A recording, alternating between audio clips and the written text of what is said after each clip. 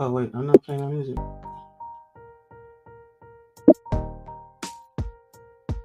Okay, get started. Welcome everyone to another exciting episode of Behind the Comic. I'm your host Sean Fuller, and today we're diving into another indie comic with a very special guest, Max. We're gonna shine a light about his creative process, his creative mind, learn a little bit about his story, explore the journey of he getting to from where he is to where he is now, and get a little bit know a lot about what goes behind starting his comic journey. We'll be talking about what inspires their work, the challenges behind building an indie comic, and most of all, what's next in their design on the horizon for them. I want you to stick around and let's get the conversation going. Thank you, Max, for being here today.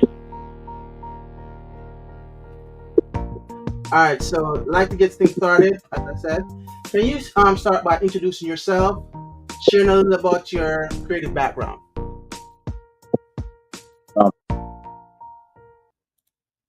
I come from Brooklyn. My creative background. I don't have any professional background to display to anybody. I didn't work for Marvel. I didn't work for DC. I'm not a writer by job. I'm a construction worker. I'm a sheet metal worker at local 28. But none of those things are really requirements to create. Create doesn't require any. So the creative process basically starts like most people that create from being a fan.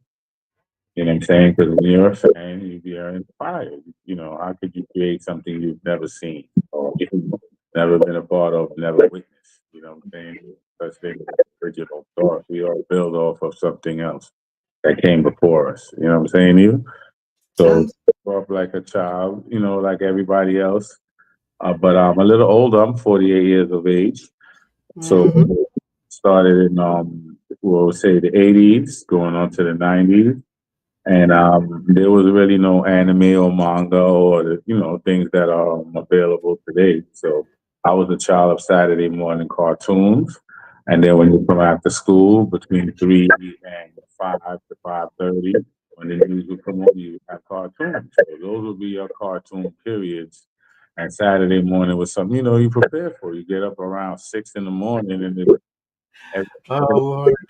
cartoon. So from 6 to 12, that's 12 different shows coming on, and then you get a little bit of kung fu. So I grew up watching those things like Silverhawks and Thundercats. Um, That um, brings up a very interesting question. So, what kind of, because you started off with like the old school Saturday morning cartoon segments. And so, what actually makes me think, what kind of sparks your interest in comics and storytelling from that early age? but from that early age, well, my journey, everybody's journey is different. My journey coming out of Brooklyn in the late '80s, that was the crack era. So I didn't even have comic book stores. The comic books were sold in a corner store. They had the little swivel rack that you would turn. The manager of my corner store because once I met Wolverine, Daredevil, and Silver Surfer, my man Norman Rad, I was like, this is just amazing. It embodied everything that what the '80s was about. I was riding my skateboard, playing video games. You know what I'm saying to you? Playing Nintendo. So it's like everything that my mother told me that era was a waste of time is now a multi-billion-dollar industry. It's hilarious. Eating pizza, same thing the Teenage Mutant Ninja Turtles were doing. To me, that's the greatest cartoon franchise ever, because it embodied my childhood. It embodied the '80s. Pizza, Mhm. you know what I'm saying? Skateboard. Skateboarding, being a ninja. I was a ninja 10 years in a row. My mom sold me a costume. And at that time, if you were to look back, I know you guys got YouTube now. In the '80s and '90s, it was a big ninja push from American Ninja. There was so many ninja movies. Hmm. And it was just that era, right? That it was just pushing ninja very heavily.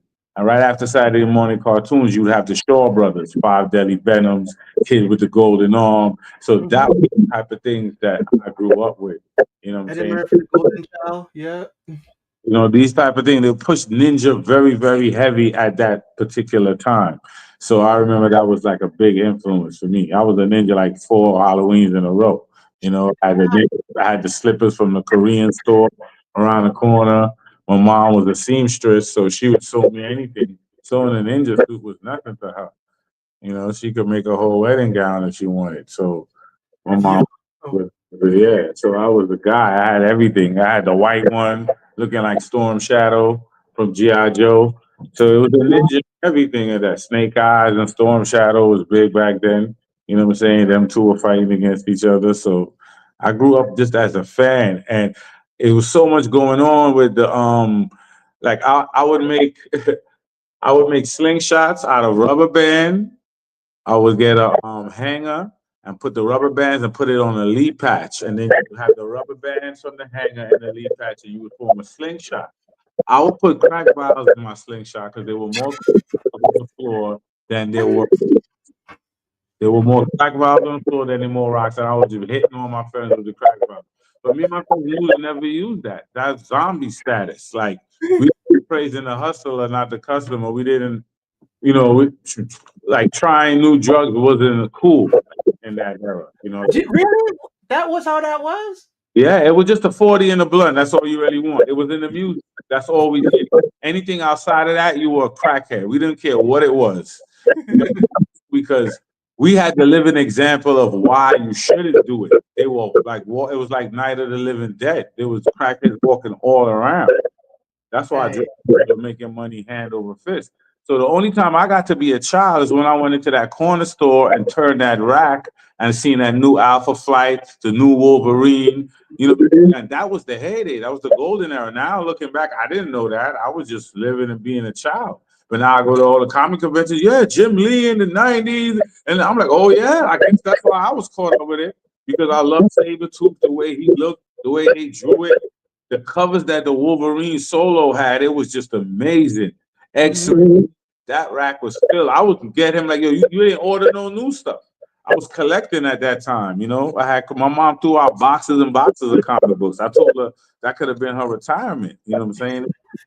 It's If fun. I think I saw a post that said a wife literally found out that her husband's comic book collection was worth $2 million. It'd be like that. I had the So, Teen Titans the first time that ever. I really liked the Teen Titans for some reason. I don't. It was the visuals. It's a visual medium. So whatever visuals I seen that drew me in, then I started getting into the stories. You know what I'm saying?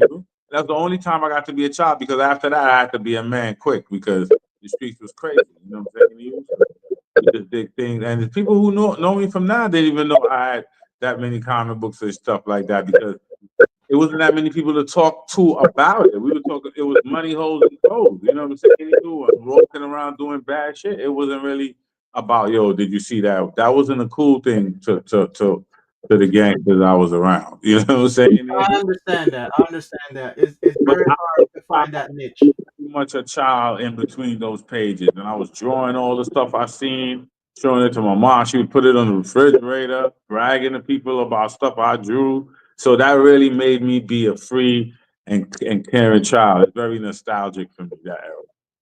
Dang, that's I would say you kind of touched on a lot of what I would call the glory days of comics when people actually inspired to the visualization of this world that being created was an inspiration for a lot of people to go through because it wasn't that prominent. Just like Mm. DC Comics, you have Marvel. It's like, but they have a lot of other streams of person, but getting into the stores and getting in front of customers because it wasn't like a YouTube. There was no internet back then. But no So, MCU. It was that. Like, so you there's had no to tools back then. There's no type of skill. You're not be getting out unless you actually had access. And those comics kind of showed what happens when you had those access. Because a lot of kids remember going into those stores and be like, that's my first introduction to this format.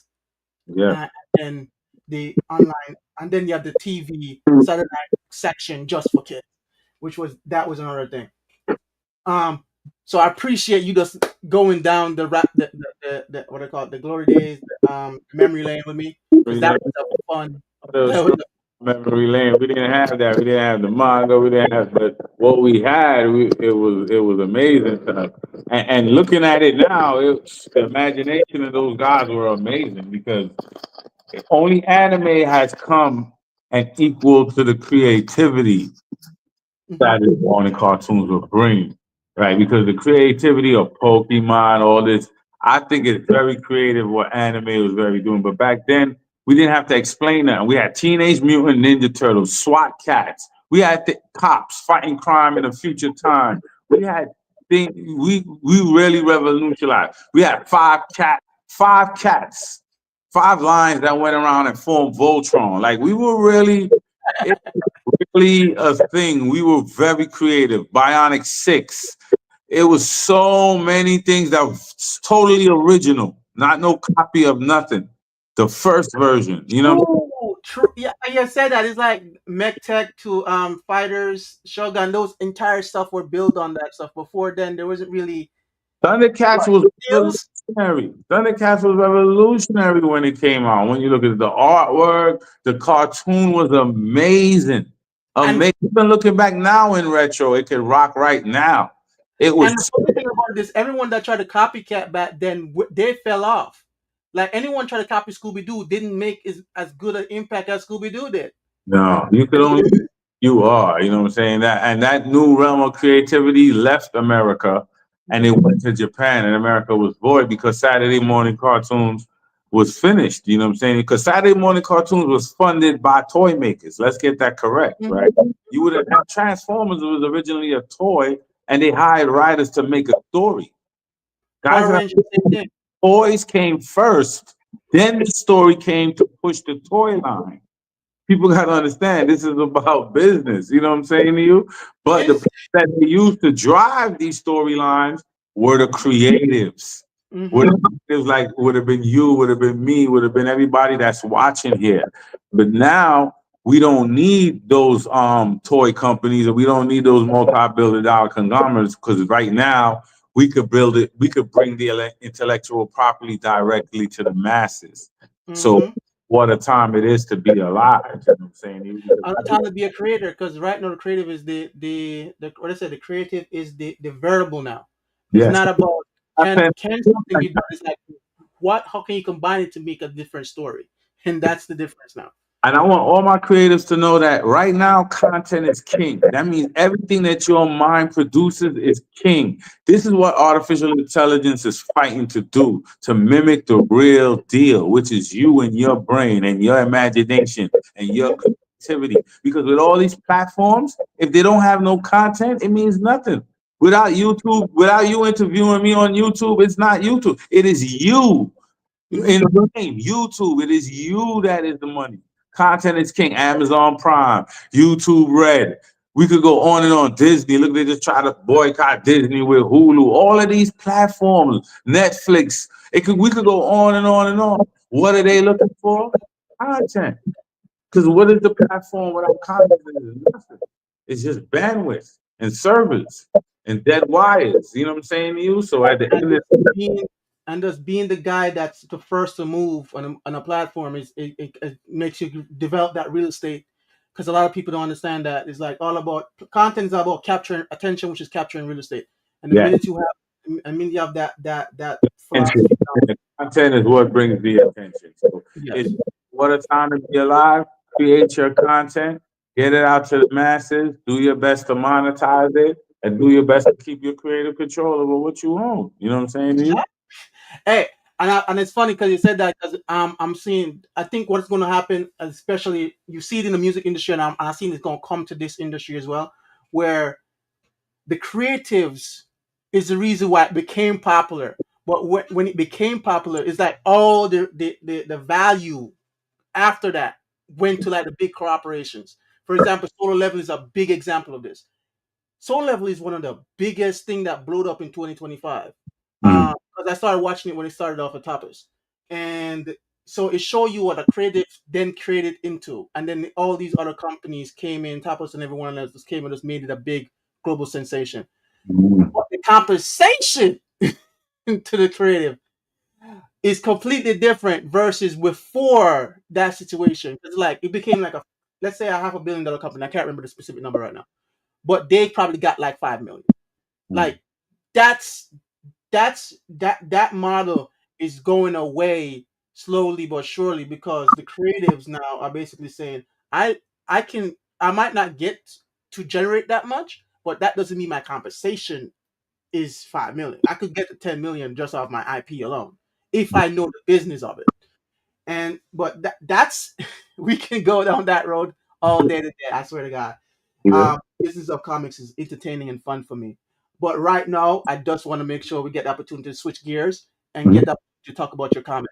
So let me bring that up real quick. Let's add that to the stage. Let's talk about race. Oh, So tell me about the story. What makes it unique? I feel like that we are for an adventure right now, including some ninjas. So let's.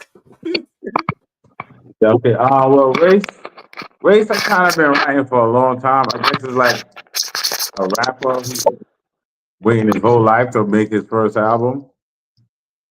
So that's why the first album is always the best. Because that's what they say. You know, you've been using all your life experiences to put it to that first album. You know what I'm saying? Whereas making a second album, you're probably already a star. You know, so it's a different feeling.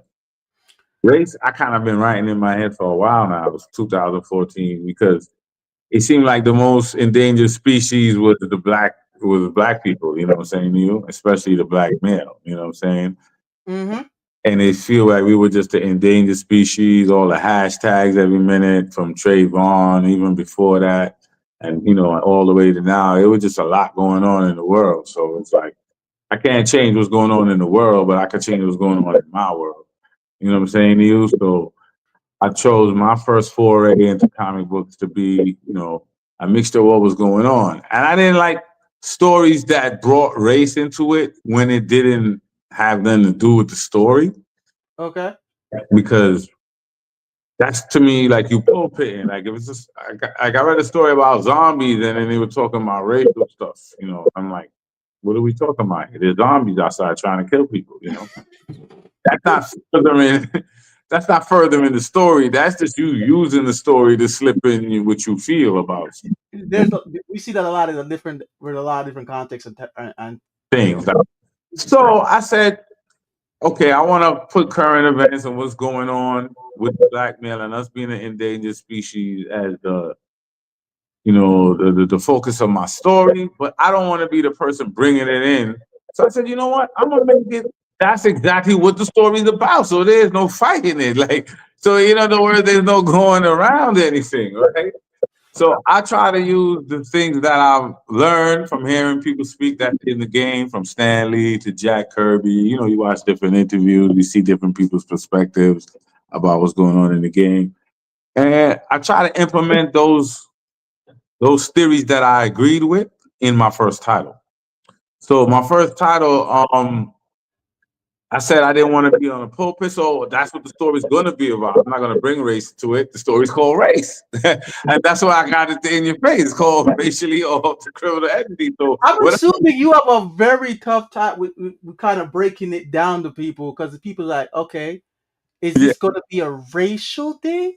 yeah, but that's too because I welcome anything that comes with it because you can't shy away. You have to be uncomfortable when you talk about race. You have to be just saying the word, unless you're talking about running. Let's talk about track and field. Oh Lord. Just saying that word alone brings tension in the room and an uncomfortable feeling. And, un- Exactly. and unless you have tension and uncomfortable feelings, you're not going to have solutions. You're not Hmm. going to be able to talk about it. You're not going to be able to bring it to the forefront and deal with what has to be dealt with. People, having a hard conversation is what's necessary in life. You know what I'm saying to you? You have to have them. You know what I'm saying to you? But I'm bringing this one in a fictitious medium, so it's like, okay, I'm dealing with it, but it's the focal point of what's going on, right? Hmm. What's going on is being made racial because of what's going on. Like, you know what I'm saying to you? Because at the end of the day, listen, only melanated people are gaining superpowers. What the hell is going on? This must have to do with race. Right? So that's on the cosmetic level when you look at it, that's what it is. So I'm not forcing it into the story. It is the story. So that's how I kind of flipped it on this thing. Then I made it an acronym because I'm just the king of acronyms. The same way Stan Lee liked alliteration, like Peter Parker. You know what I'm saying to you? And he put the P's in, you know? So at, at the same rate, I like acronyms, right? So racially altered criminal entities. What goes on is 12 years ago, 4 black orbs descended upon the earth. America allies shot it out the sky. But a black smoke filled the air for about 30 days. But after this 30 days dissipated, everyone was told to go back to what they were doing, go back to life as usual. But you know, the hood and everybody else, no one trusts the government. So they felt conspiracy theory started to play, and they're like, the government is doing things. But this time they were real. It was real. You know what I'm saying? What happened is, what the government already knew is that those between the ages of 12 and 25 that were melanated across the globe were going into comas and coming out with superhuman powers. These superhuman powers were a physical manifestation of whatever their focus and their passion was. So let's say you have the terminology: art is life, basketball is life, music is life, etc. That's a terminology to represent that this particular thing is what I consume my time and my heart goes into, right? So it's all basketball, all about such and such. Whatever you're all about, when you come out of this coma, you have superhuman tangible abilities according to that passion. So by seeing someone's powers, you will know who they were. So for instance, on the first cover you see there, you have Daniel and Danielle Green, their fraternal twins. Bring that back up. Yeah. That's Daniel and Danielle Green. They're fraternal twins, right? Danielle Green used to run track at HBCU. So you can see she has flashlight power. She's called Blue Streak. She's a speedster. Yes, she's a speedster. So by seeing she runs fast, you knew in her regular life, running was what she was about, right? Speed. I just noticed the do rag in the back.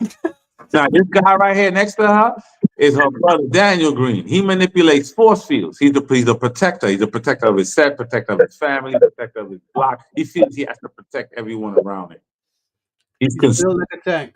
Yeah. So force field is how that is shown as a physical manifestation of whatever his focus was. You get what I'm saying to you? So now they have a cousin named Sean, right? Now, Sean Green, he's a mechanic. He works on cars and he has a pit bull by his side that he loves dearly. His pit bull is his whole world. He merges with that pit bull and becomes a big 15-foot blue werewolf. Jesus. You see how I'm going here? Be like, whatever your passion is, right? That's what physically manifests itself. So that's what started to happen. And what happened is people don't understand is that I'm not talking about just black people or Africans. I'm talking about those that are melanated. 3/4 of the globe has melanin. It's 35% don't, but we live in a population in America where you call minorities. But on a global level, we're not, right? Brazil, 80% of Brazil identifies as African, but you'll never see a dark face on any TV screen. Yes, that is true. Community, you're not going to see them. They're on the bottom rungs of society. They're just morenos. If you go into Asians, it's going to be Japan and China, those that are light. You're not going to see Vietnamese, Cambodians. They have color. People understand that. Same thing in India. So it seems like by design, all those that are dark and melanated are either on the bottom rungs of society or part of impoverished or what we would call, quote unquote, third world countries.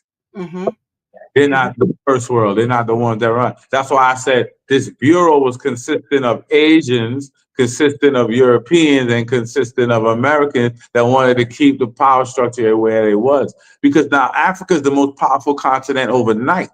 And the darker you are, the more mega level threat you are. Jeez. It's a problem, and it's very easy to pinpoint them because it's only melanated individuals between the ages of 12 and 25. So it's been pinpointed, but no one understands why. The why is never given, and everyone is fighting over the why, but no one's really concerned about the why after a while. It's just, what the hell? We need to get this in order. So races led by General Grant and his sidekick Bo Gibson, they're basically trying to is get down, lay down, or join the team. Whoever means is possible. And what's going on is and forcing other nations to move and to pivot and to have to do certain things. So the Caribbean islands, the United North American Islands of North America, right there, is the Caribbean Union is now one country. So all the islands is one country, and their Wow. the name is Devin Morgan. It's called General Jamrock. You know what I'm saying? I love it. I love it. His name, he's General Jamrock. He's protected by the Imperial Lines of Judah, which is a set of Rastafarians who Yeah. manipulate the psychic capability. They basically they foot don't touch the ground. You know, they manipulate like what you would call like the Force in Jedi. So Okay. they have capability telekinesis, and they're his secret service and his his elite guard, They're right? all mind people. Yes. Yeah. So at the end of the day, he came in. That's issue 3. This is issue 1 we're on now. But in issue 3, he goes to make a speech at the UN, and then he goes by the Brooklyn Labor Day parade. Issue 3 is called the Labor Day Massacre. And General Grant pulls up, and he's basically General Grant pulls up like ice on steroids to come get all the the melanated youths. But it's Okay. not happening. You know what I'm saying? Because we on the Parkway. And you know how we behave in the Caribbean. So General Jamrock is there. He's there with his guard, and he basically has to defend his people. And they do and they handle business because it has no words. It starts at the beginning of the parade and it's just ass kicking till all the way downtown by a prospector. You know, so that's gonna be something that I'm really looking forward to because you actually have to write double the script in order to have no words because it has to tell the story. Yeah, So the action scenes that tell a story, especially in 2D form. or descriptive of what the panel is doing and what's going on in the panel. I Hmm. might be able to get somebody from one panel into the next. You know what I'm saying to you? You might be have to follow along. The expressions on people's face mean more now, so the reader could understand what's going on Hmm. without words being said. You know, just a lot of clap boom and clap blah blah. And Smash. Just I love the way you set it up because in my mind, I always try to see the medium as it transitions from one form to another. and For I'm example, my study. That's going to be my deep dive into the true medium of comics to try to make panel layouts that are different, and and to really bring home what I'm trying to say without saying anything. Because a picture tells 1,000 words, so I should be able to do it, and any writer should be able to do it in this medium because that's what the medium is about. It's about the art, right?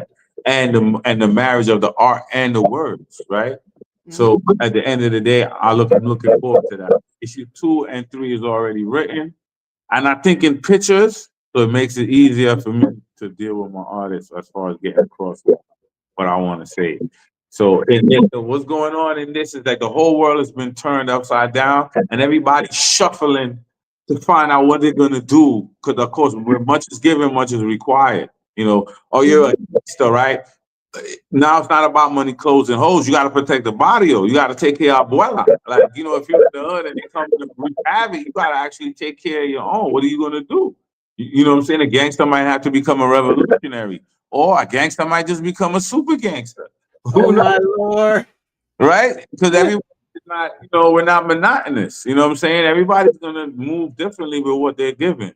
So it turns the whole world upside down. But it kind of writes itself because you got to ask yourself, if we were melanated and the only ones with super, how would the world react? We already see how the world We reacts already know the answer to this. to immigrants. What would they react to superhuman melanated individuals? It would be a sight to see. You know what I'm saying to you? So Oh Lord, it's hilarious, and I'm try glad that all we kind of capture a few things for him. because a lot of stuff we got to capture right now, right? For example, we got to capture the inspiration behind it, that the theme. I like the fact that we're actually using real world places, so it's not like we're imagining a brand new environment. We actually know these environments, and we can just basically plug and play the issues that we're going with. It definitely feels like it's a very action driven anime. I mean comic. This, So this comic, I definitely wanted to be there, and it's gonna be on the Parkway. Plus, they're going there, Everton.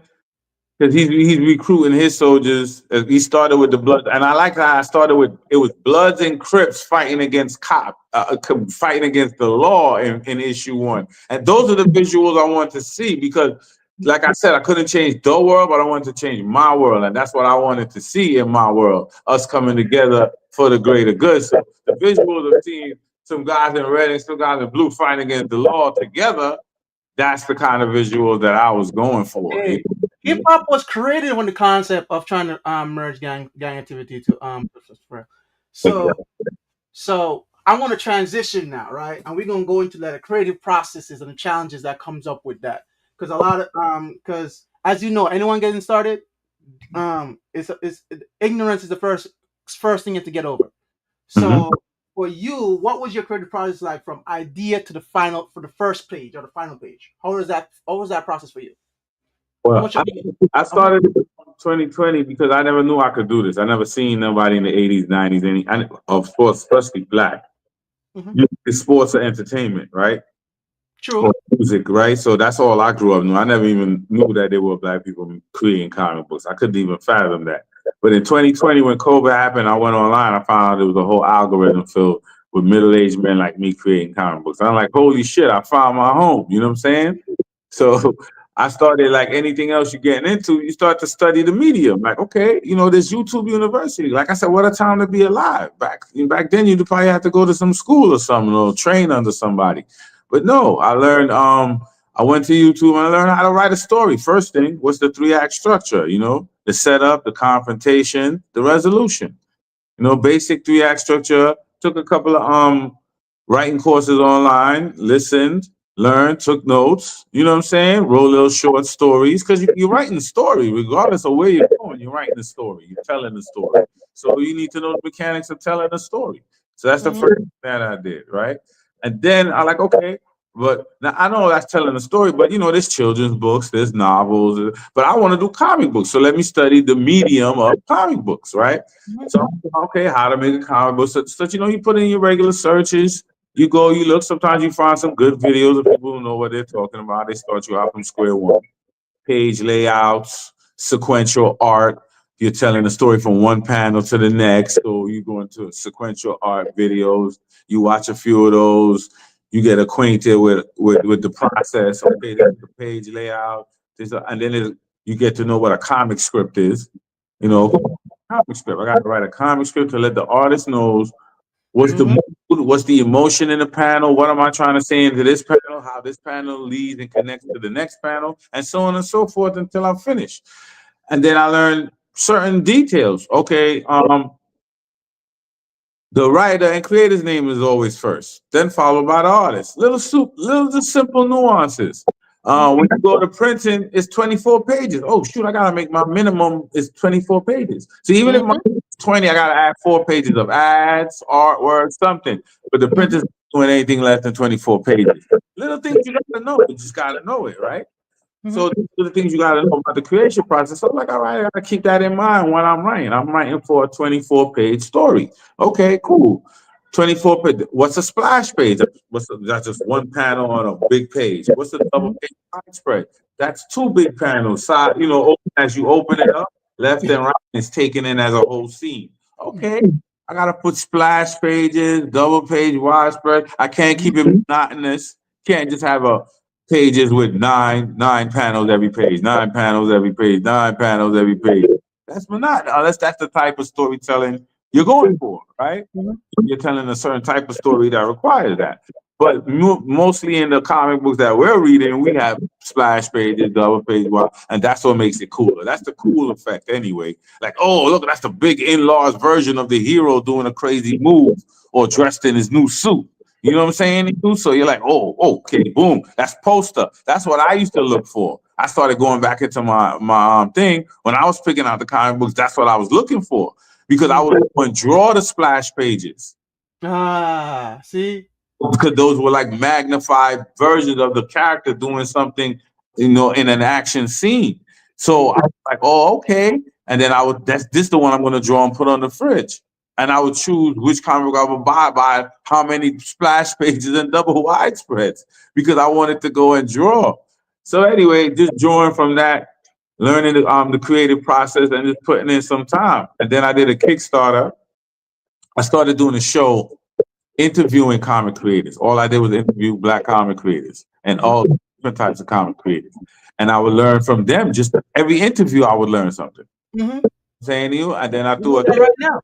yeah Kickstarter with my co-host. She had Dope Girls Comics. She was a young black Haitian girl from Jersey, and she was doing her comic book called Afro Demon. I said, "Hey, it's my first time. Your first time. I don't know nothing. You don't know nothing. Let's try to do a Kickstarter to do our first issue." And I had the story Race. So I needed to get someone to draw it. So I went on to I couldn't find any when I first started. Before I found everybody online, I couldn't find any black sequential artist. I couldn't find any artists that did sequential artwork like that. Period. Mm-hmm. So I went on Upwork. It was a Mm-hmm. site similar to Fiverr. Found a freelance. I found an artist from Pico Salipande, Francis Salipande. He's from where is he from again?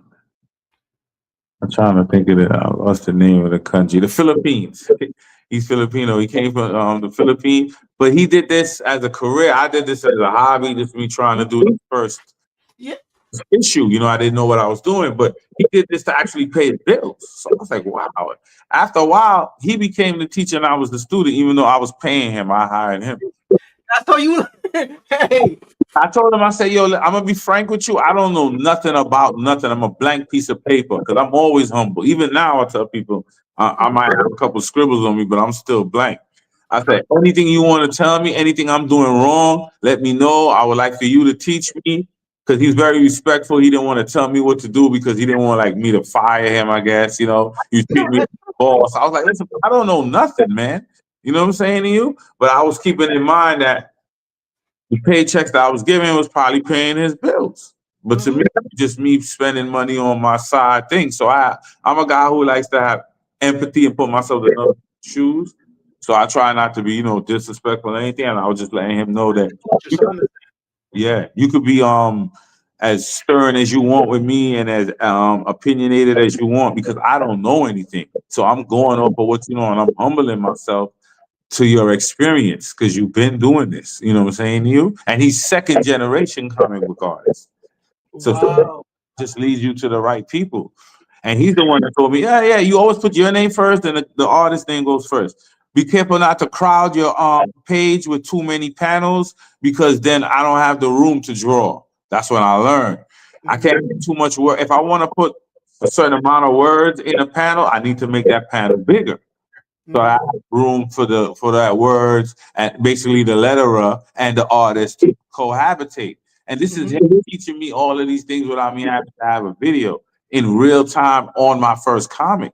Mm-hmm. Corrected Oh, my I like that. I like that. And that. the same way I learned First, too. my script is like the worst it could be because it's my first. So I'm just describing in this panel, you're gonna make the guy do this, do this. Because I think in pictures, so I write a lot. So I basically comic script is you writing all the things you need, the things you think the artist needs to know to make that panel come the way you want it to look.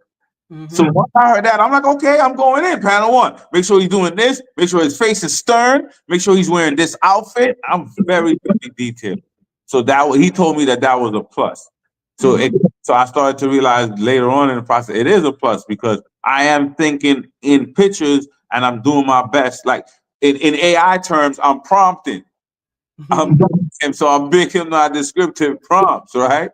And I'm because I don't really need it. I see the story happening in my head, you know. So that's what I already had. So that came up, and then when I got it and his visuals and he colored it, he did everything. I didn't even know that there was a pencil, an inker, and a colorer, and Yes. Yes. One I, illustrator, one colorist. but being that he was a second generation, obviously he learned from his experiences about how long he's been doing it. And you can tell a comic book that has all these individual in place because it just shows Yeah, enough. they all have a specific thing that they're good at. Mhm. Because someone who does pencils and inks would hate doing coloring, and someone who don't coloring doesn't couldn't even do the pencils and inks that guy does. Mhm. Or vice versa in it. You know what I'm saying to you? There's some guys that really specialize, and they're really the man at that one thing. You know what I'm saying to you? And it shows when they do it. Shows. It does show. So And when and you I split them and up, I All the I remember literally picking the person who did mine because one person wanted to show that they can do everything, and Mhm. they did it, and I was like, this looks like a comic that a strip that I would see in like a newspaper. It Mm. had everything in there, but it does look flat.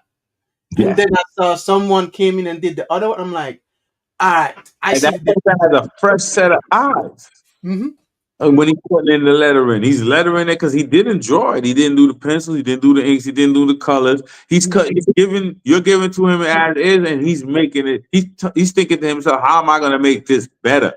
Hmm. Because the pencils are great. You need to show that I was here. Colors are great. I don't want to mess up all of these good pencils, inks, and colors. I got to make my lettering fit in with this scheme. Hmm. The person who did everything is not thinking about that. He has the same set of eyes. I tell people like this: if a room smells like shit, it's only to the person who just walking into it. Yeah. Everybody else in there has been gotten used to the smell. To the point that they smell fresh air, it would smell funny, right? That's happening to you. Right, because complacency. I mean, because familiarity breeds complacency. You've been in so long, you become complacent. Right? But So when it's because with a fresh set out, it's like you gotta you're mad, you're trying to do something, you can't figure it out. Somebody comes and go, just turn this and this. Because you've been fighting with him for so long, you can't see it from another perspective. And and I somebody did the same thing with my things too. It's like sometimes I'm like, yo, I need someone else to look at this because if I keep looking at this, I'm gonna forget shit. eyes. And that's the same thing as a writer with me. I gotta because everyone lives in the echo chamber of their mind. So Hmm. the thing I create looks good to me according to my opinion. I don't have an outside bias to compare to. So if I'm writing something, that's where your editor comes in. They have to read it. I'm like, this don't make sense the way you wrote it. Or the way you wrote it like that, I'm not. What you're trying to say, you're not conveying with these words. Hmm. Right? So they're giving a fresh set. To me, I'm writing. I'm thinking, because I know the narrative. But with the way I'm writing it, you got to read it back to yourself. As a writer, sometimes you'll write something, you read it back, like, oh, shit, what the hell did I just write down? You wrote it out loud. You said it out loud. And you're like, but that's why reading it out loud matters. You know what I'm saying to you? So you act is like acting out a scene. Like, okay, that didn't come across the way I write it. I gotta write it another way to make sure it comes across right way. You know what I'm saying to you? So That's a very, very in-depth way because a lot of people don't understand how much stuff goes into the creative process of taking something to live action. a So being let a me ask comic another question then. book of life, you're a director. That's what I equate it to. I'm a director of this movie. I got to do the casting, Hmm. right? I got to make sure the casting is correct because you're dealing with the panel. You creating the characters. That's casting. Hmm. I'm costume designer. I got to create what he's wearing, what everybody's wearing, what the background characters is And wearing. you kind of know when it's wrong. It's like, ugh. Costume designer. All of these hats you got to wear. You think that you're just coming into this to know that I don't know, man. I think the person writing the novel might have it easier because it's just words. It's the prose. It's finding the rhythm and the. But then again, it's two different. It's two. It's different. It's two different things because I would say the novelist issue is that they have to put you see the thing is It's a word. imagery as it's a picture tells 1,000 words, right? So I can make an image say something, but I have to write the 1,000 words to say the exact same thing this picture said. So That's what kind of made me go into the comic book media more because I'm not gonna waste what the artist is already doing. I'm trying to convey emotion here, right? I want to show it because to me, if you're a visual learner, you like to see it. You can't fill in the gaps with words, but Yeah. they have to do it. Yeah, they have to sit down here and describe the simplest of things, from the smell to And it's funny when people just be trapped in the world, and you'll be like, "Yo, Harry Potter, for example, yeah. Fifty Shades of Grey." People like sit there and just what, and they can describe it to you, and I'm like, "Yo, I Because didn't see that." seeing a different picture from those same words. Hmm. It's a Hmm. different picture. It's similar, but there's I lots said of respect the form. That's why I said it's all about respecting the art form. yeah. So here's my next question. So, what has been your biggest challenge working on this project thus far? Um, being that It I could think. be funding, it could be time, it could be art, it could be writing. What would be it? Well, I love to write, love to create characters. I think in pictures, so comic book was the best medium for me. It's nothing to me to spit out a comic script. Um, so I would have to say, like, I guess probably in many other businesses, it's always the marketing and the promotion. That's a whole nother animal. The marketing and the promotion is a whole nother animal from the creative part. And most creators will tell you that. Because the hard part of a music maker is never making the music. It's never making the music. It's gonna be touring, press, promo, album sales. It's gonna be something on the business side that they can't stand. Creatives can't stand the business side of the I thing. don't even think they can't stand. They just don't know it. No, Honestly. I can't. I would have to say it's synonymous. It's the same thing. They can't stand it, and they don't know it, and they don't have it, a drive or a passion to know it because they didn't know what they were doing creatively either. But they Hmm. spent so much time doing it that they became great at it, Hmm. right? Because they wanted to do it, and all their spare time, that's what they did, right? Hmm.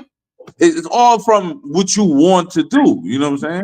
And it's funny because see, you when I sit down and talk to people like this, right? I can tell the difference between the business person who does comics and the artist that does comics and trying Very to make. artsy one. Because the business person will throw away a comic if they didn't see no traction in the marketing with it. Yeah. While the artist is gonna be like, I'm gonna finish this and we're gonna figure the traction later. and, and it's like both of them are trying to prove that each side is right. I'm saying each side is right.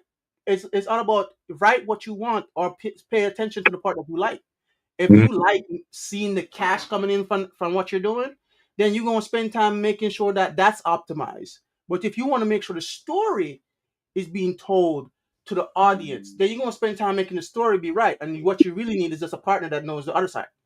Mhm. And Yeah. so I So did talk about really the hardest what part. keeps you motivated through the creative process right now. You've been doing this in 2020 to Yeah, 20. but that's What keeps you also, motivated? I took 2 years off. So there's a gap in my 2020 to 2025. I would say it's only really 2 years. 'Cause I took 2 years off. Hmm. So 2020 I started.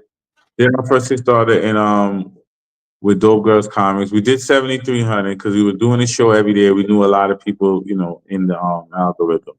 So we did good on our Kickstarter. I did my first comic book race, Rating All to Criminal Entities, issue number one. That's called The Gang's All Here. So I did that. We did the Kickstarter, came to fruition, sent it to the backers. I was very proud of the work. Now that I know a lot more, there's a lot of things that I probably would have changed, but now I want to see every issue that I do just get better and better and better. But for my first comic, it was really amazing. It blew me out the water. I was very, very, and still am very, very. Everybody, the ability to just pull up your comic and just hold it like this. I like that from all the rush of memories, all the comic books my mom threw away, going into the it just all came rushing back. I'm like, yeah, man, I did it. And in doing it, I understood all the mechanics of it, the printing process, getting the right resolution, getting the pages to the Google Drive, making sure the printer having all the proof, going through the I like, man, I really, really learned a lot. Going through a Kickstarter, getting it fulfilled, fulfilling it, my sending it out, let the printer fulfill it, and just everything, just learning the process, how to do it. People didn't even think I could do it. I went for 5,000 and made 7,300. It was just amazing. You know what I'm saying to you? So yeah, it was just a big deal to me. So and then, but between 2023 and 2024, I buried 5 family members. My grandmother, and one of them was my father, and he was like the closest thing to me. You know what I'm saying to you? So that kind of put me in a state of depression. I was really down for a while. Hmm. Um, the love of comic because he came out when it came. The first show I ever did was in a comic convention. It was a pop up shop. I remember Jim Jones, the rapper, was there. I took a picture of it too. He seen my book, gave him a free book. He told me he would call me and everything. You know how rappers talk shit. Hmm. Anyway, we liked it. He liked it because he seen because remember it was Bloods and Crips fighting against the law, so that was already street related. So he kind of liked the vibe of where it was going. Hmm. So and my father was behind me, and in all the videos and pictures, you could see him smiling because like he was really proud of me. It was my first time going out. He dropped me out there. He had drove me out there. He was only supposed to drop me off, and then my friend was gonna drop me back. But he stayed. He was like, "No, I'm gonna stay. I ain't got nothing to do." And he was like, "Yeah, he told me you're proud of me. Keep doing my thing." Boom, boom, boom. And then, yeah, he was gone. From the time he got sick to the time he was gone was like 2 months. So he didn't get no time to, Hmm. and hit me real hard. And I just remembered watching the video, seeing him on the back, and I had everybody lined up at my table because it was a pop-up shop. So everybody was selling makeup and eyelash. I was the only one selling comic books. So like, whoa, who's that guy? What's all that stuff over there? And then all the kids start coming on my table. So he just see me making pitch after pitch, and he was behind me, very proud. And just those memories made me come back out of it. And I got so many stories I want to tell, and I was started like writing again, and it brought me out of depression. Comic books, it just brought me out of depression. It brought me back to life. You. And I know like if he was here, this is what he would want. He told me to my face, keep going, keep pushing. I kept hearing his voice in my head, and that just made me accept that he was gone. And he did everything he wanted to do. He retired. He got his house. He just did everything. He checked all the boxes. You know what I'm saying? So it brought me comfort. And then I just started going on. I started doing a video a day. I saw that. I saw that. I saw your video series, the day series. So this day 86 of me coming out of depression. Mm. Well, I would say sorry for your loss. There's a lot. That's a tough one. New father here, so I can't. I look forward to seeing my son at that level, Yeah. and I would say the mere fact that you're able to just redirect that energy to something even this far, and you've been doing that for 86 days now. Hey, I understand how hard it is to be consistent, especially when it comes to comment to media, Mhm. and so I have nothing but applause for that. So Kind keep of it up, was kind keep of it up. inspired by him, and that's why you see I keep thinking. Plus, it's part the hard. Like I said, the hardest thing is the marketing and promoting. Everybody has to find their marketing and promoting journey, and I think that right there was my marketing and promoting journey. That's how it was born, because you got to stay in the algorithm. Because at the end of the day, you could be the best at whatever you're doing. If nobody knows about it, it doesn't matter. What do they call it? Shoot, I forget the term. It's that the biggest problem people face is obscurity. People don't know about you. That's your biggest problem. It's not about anything else that you might think as a social or problem. If no one knows you, you just not know, and that's not your biggest problem. All right, so I would say let me pay some bills right now by entertaining my sponsors. Give me 5 minutes, and I come right 5 seconds and come right back. Give me a second. Hello, everyone. If you've been with us for this time, I want to thank you for supporting. And now for our sponsors. As you know, I have Comic AI, mycomic.ai. It's a platform for comic book creators that are looking to learn how to monetize their comics by taking their specific comic and showing them the roadmap to move from idea to profitability. We started by saying, how would it feel like to make sell 1,000 of your books? And that's what Comic AI is all about, showing them the path to that road. So if you are someone interested in learning, we're looking to join a beta right now. So if you want to join and get started, let me know. Reach me on in the reach me in the comments. With that, I want to thank everyone that been listening to us thus far. Let's get back to the rest of the show and wrap this up. Thank you very much. I have to pay that bill real quick.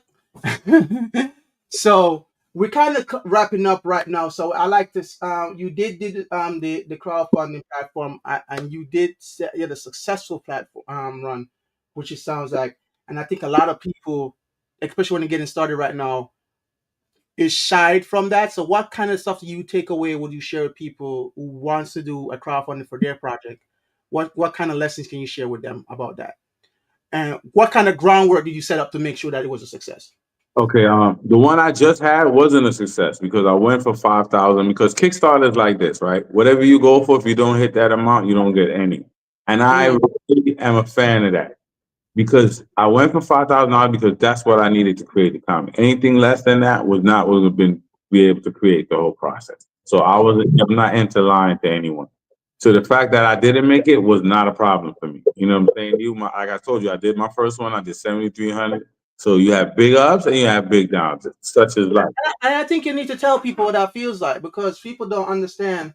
They do. I mean, it's like this. At the end of the day, the price you have to pay for success is all these failures. That's what you have to pay, True. right? And you learn a lot in that. So what happens is I went for that and I got 1,500, which is still great because, like I said, I took 2 years off. Now I came up with my new title, Doctor Doolittle Jr. and the Creature Catchers.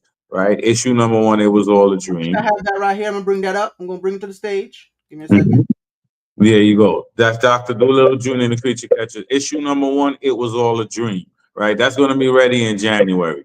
Now it's going to go slower because I didn't do the Kickstarter, but it's still coming out. And I knew that too when I did the Kickstarter. But I knew that if I was Kickstarter was successful, it would definitely speed up the process, and I'd be able, pay my artists much quicker and pay the other creatives on the project a lot quicker so they could work, at a speedier thing.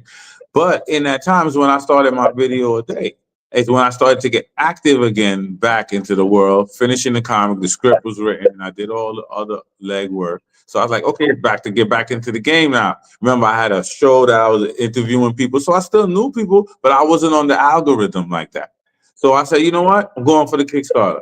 For my artist, we were very cool because I use him for most of my endeavors. I always give him work. So he's like, yeah, let's just do a quick 5-pager, boom, boom, boom, get some strikes. I was like, no doubt. Plus, that gets the ball rolling. You know what I'm saying? I'm 5 pages in, it's 24 pages. All right, cool. Now I'm about to be 10 pages in. I'm halfway there. You know what I'm saying to you? At the end of the day, it's still moving. So what I learned though, I started with 800 followers on TikTok. I did a video a day. Now I'm about to hit 2,400 by the end of this weekend. Right? So that triple the followers. I had quadruple the views. I had people rooting for me. I had people all in my DM. I started selling more books of my original comic, Racially Autocriminal. I'm working on issue 2 of that. So at the end of the day, my whole algorithm got activated again. And I found my niche. This is my thing. Day one, day two, all the way till I'm at day 1,000. That's what he's gonna be known for. Day something something guy. You know the day something something guy of him on his comic book company? Because people don't understand that marketing is about repetition. Repetition into your head until you know it. By closing your eyes, you know it. Right? So it's about always drilling in your head. And at the end of the day, Bristol Media Group, where imagination lives. Join us on our journey to tell amazing stories. Every video, everything. At the end of the day, people might be reciting that to me. Now, I say at the beginning of my video, stop scrolling, and get everybody that I know, that's how they greet me. Yo, stop scrolling. You know what that means? That my voice is going out into the universe and it's being heard. And no matter what the algorithm does, it can't stop the consistency. It must give way to the consistency because that's how it was designed for repetition.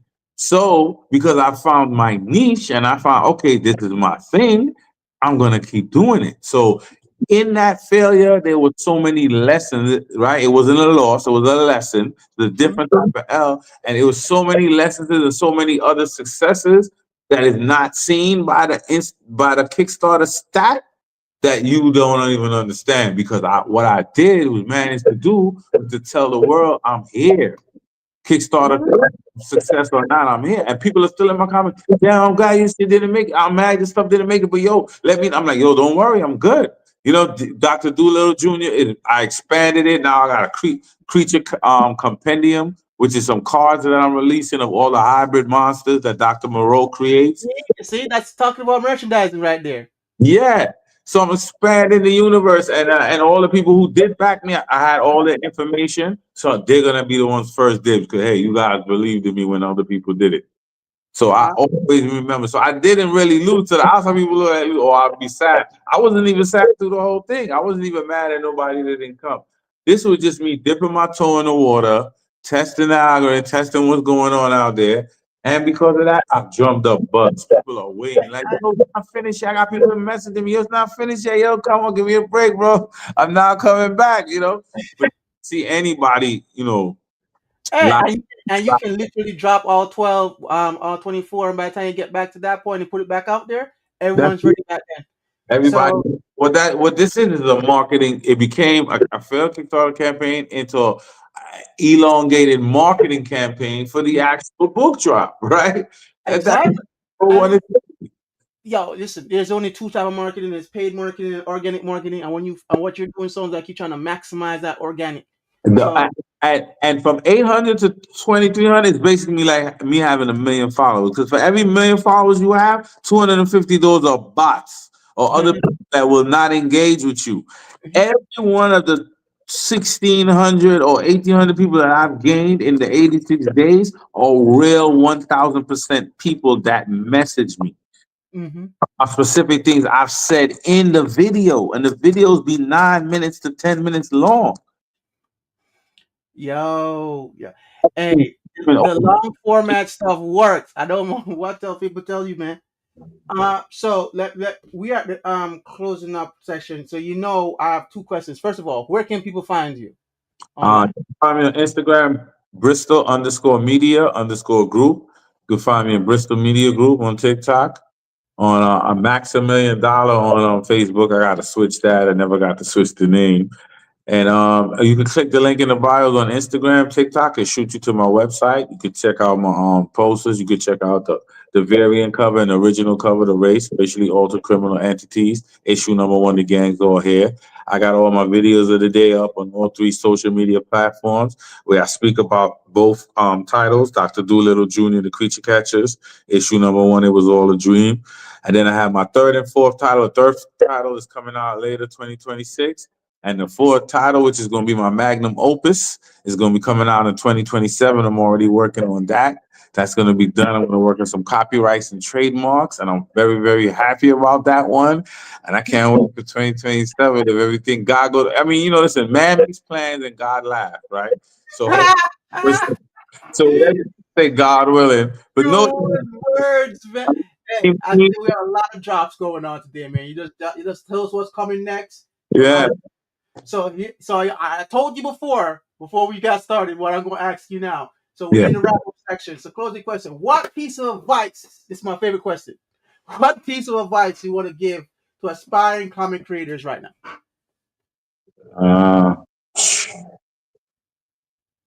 Learn your craft. And if you don't got money to pay artists or to pay big name creatives to make your book, one thing you don't have to pay for is a pad and a pen. You Hmm. know? So luck favors the prepared. And most people say, oh, I got an idea to do this, I got an idea to do that. But basically, if somebody was to put $1 million in front of them and tell them to go ahead and do it, they wouldn't even know the first step to take. So the luck favor the prepared means that you have a plan from the beginning to the end of how to make your idea come to fruition.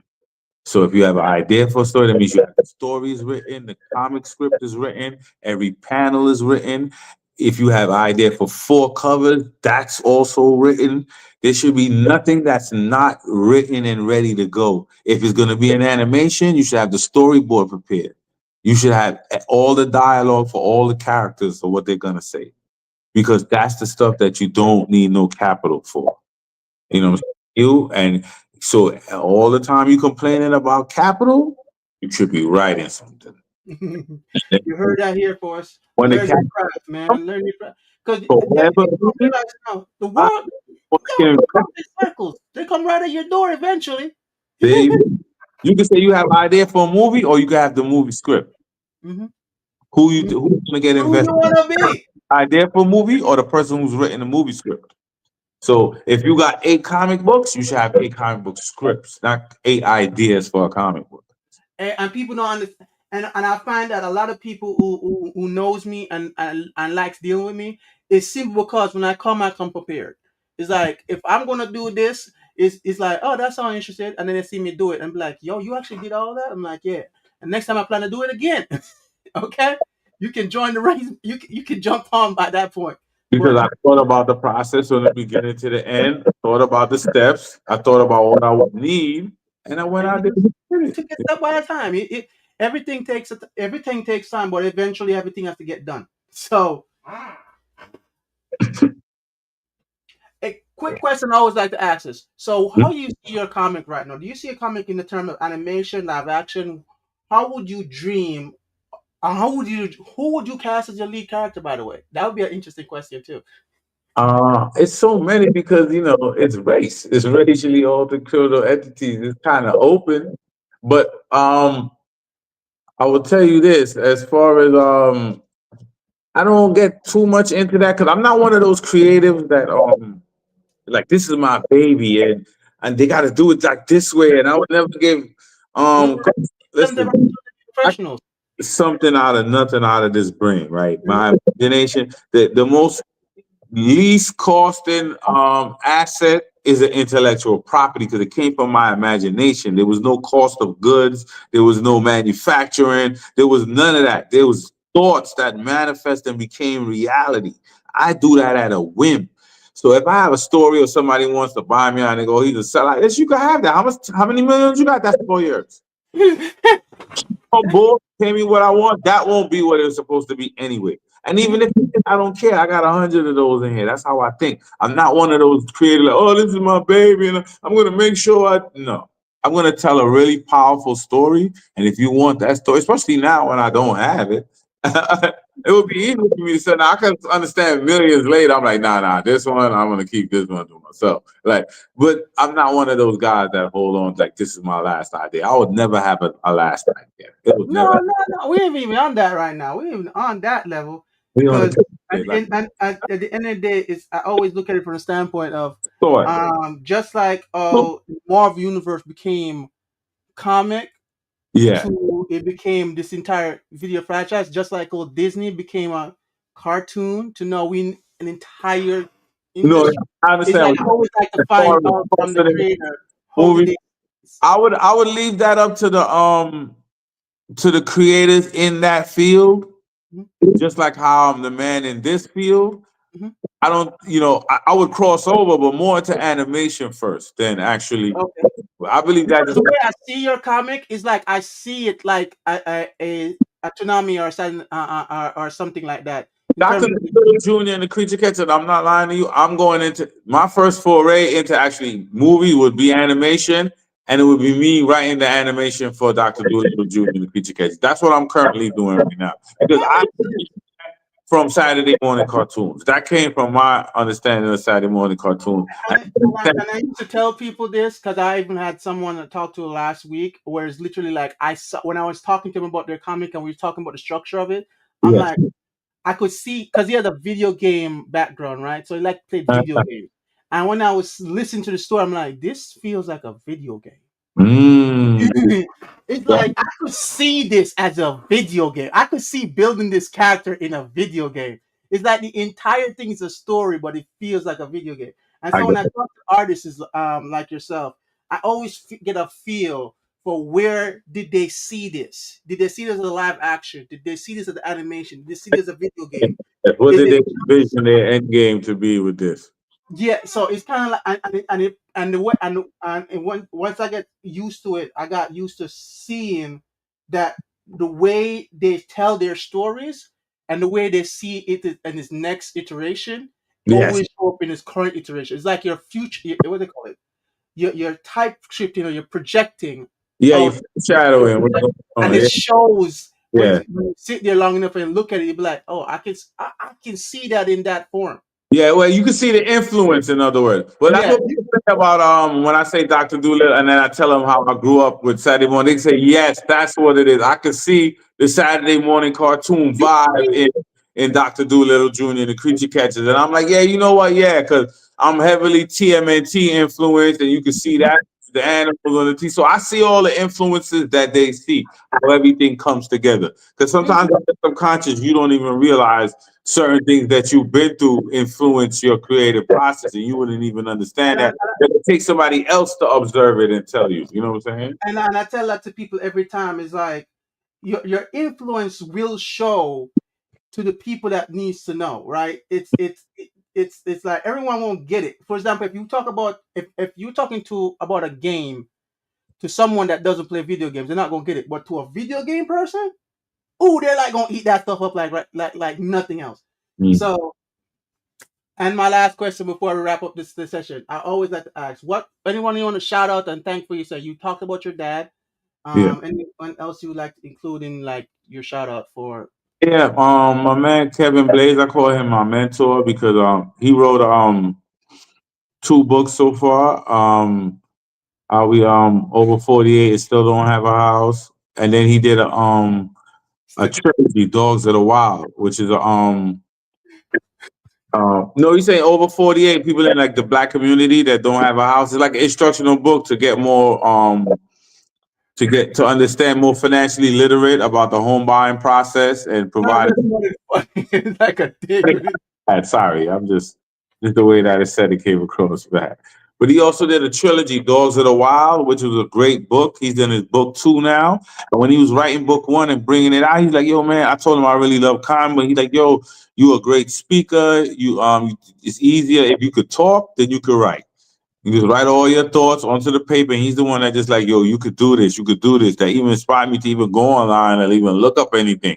And to this day, he's on his book 2 now. He's a Department of Education vendor. He's selling his books to the school, and I consider him my mentor because without him, I would have never been in this. So he's the only one of the few guys I could call and talk about our creations all day. His books, my books, our plans for the future, what we want to do. So he's always inspiring me because he's one of the few people that I know that whatever he says he's going to do, he's going to do it.